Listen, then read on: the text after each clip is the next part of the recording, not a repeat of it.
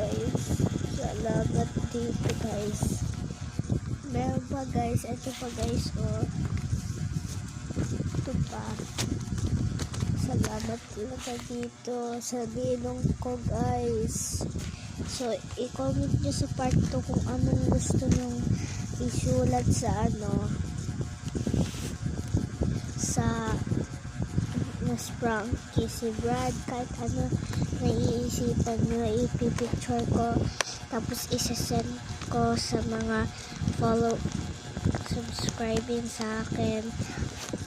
Pag nag-subscribe kayo, tapos nag-like, at saka nag-comment,